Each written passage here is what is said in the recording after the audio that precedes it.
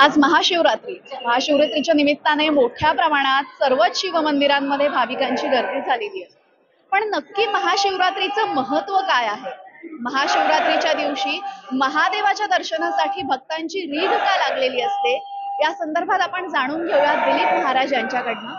महाशिवरात्रीचं नक्की महत्व काय आहे? महाशिवरात्रि का महत्व है कि ब्रह्मा और विष्णु के बीच में वाक युद्ध हुआ था और सारे देवता वो घबरा गए और भगवान शिव के शरण में गए कि ये इस विश्व की जो बड़ी शक्ति है, अगर आपस में भिड़ जाएगी तो ये पूरा विश्व समाप्त हो जाएगा।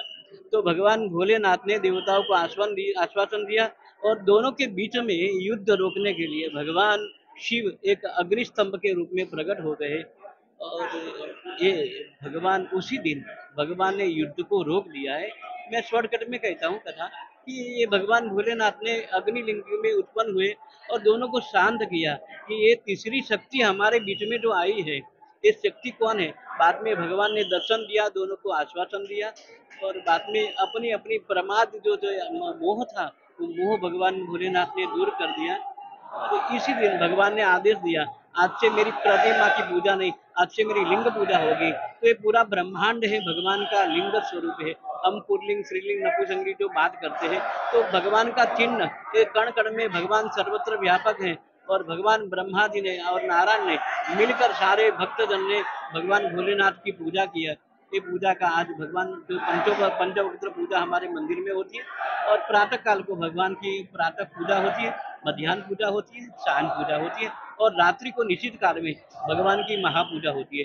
भगवान का एक नाम है सद्योजात, दूसरा नाम है भगवान का वामदेव, तीसरा नाम है भगवान का अघोर, चौथा नाम है भगवान का तत्पुरुष और भगवान का पांचवा नाम जो है भगवान ईशान। जो ये पंचवक्त्र पूजा, पृथ्वी जल तेज वायु आकाश, ये पूरा भगवान कण कण में विराजमान है और हम उनकी पूजा करते हैं। आता मी तुमच्या शेजारी बसली आहे, पण मला एक सुंदर सुगंध येतोय, तो म्हणजे या नागचाफ्याचा. नागचाफ्याचा मला हा सुगंध येतोय. या फुलाचं महत्व काय? कारण की जनसामान्यांना असं वाटतं की याच्यामध्ये शिवलिंग आहे, तर हे खरं आहे का? काय सांगाल? देखो ऐसा, भगवान तो सर्वत्र व्यापक में, पुष्प में, जल में, स्थल में भगवान चराचर सर्वत्र व्यापक है।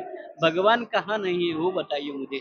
भगवान तो कण कण में विराजमान है, पुष्प में भगवान है, छोड़ में भी भगवान रणछोड़ है, तो भगवान सर्वत्र व्यापक है।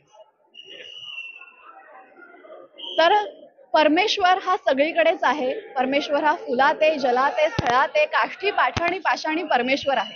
आणि आपण आज महाशिवरात्रीच्या निमित्ताने ही संपूर्ण माहिती ऐकलेली आहे. व्हिडिओ जर्नलिस्ट अनिल सावरेसह जय महाराष्ट्रासाठी तेजल नागरे.